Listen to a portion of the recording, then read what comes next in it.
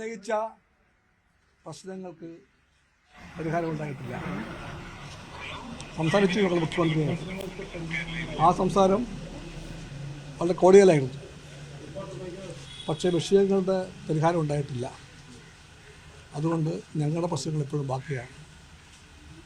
ഞങ്ങൾ അതുകൊണ്ട് അടുത്ത ഘട്ടം ഇന്നലെ അറിയിക്കും. മന്ത്രിസഭാ യോഗങ്ങൾ ബഹിഷ്കരിക്കുമെന്ന് പറയുന്നു. പിന്നലെ അറിയിക്കാം. തീരുമാനം എടുത്തിട്ടില്ലേ? 29-നുള്ള എന്തായിരിക്കും? പിന്നാലെ അറിയിക്കാം. കമ്മ്യൂണിസ്റ്റ് പാർട്ടിക്ക് ഒരു ലീഡർഷിപ്പ് ഉണ്ട്, ഇവിടെയുണ്ട്, ഡൽഹിയിലുമുണ്ട്. ആവശ്യപ്പെട്ട എല്ലാ അതിനൊക്കെ ശേഷം യഥാസമയത്ത് എല്ലാം അറിയിക്കും.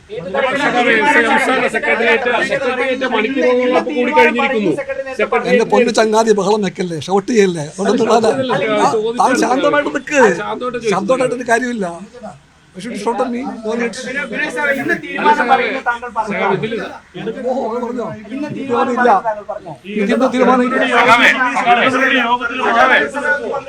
ഇത് സംബന്ധിച്ച്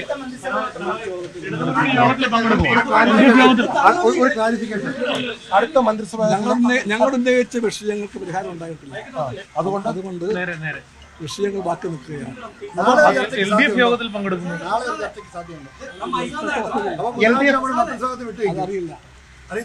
യഥാസമയത്ത് തീരുമാനം കൈക്കൊള്ളാൻ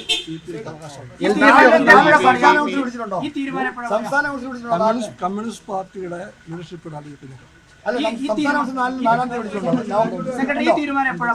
ഇന്നത്തെ യോഗത്തിന്റെ തീരുമാനം എപ്പോഴാണ് പറയാം?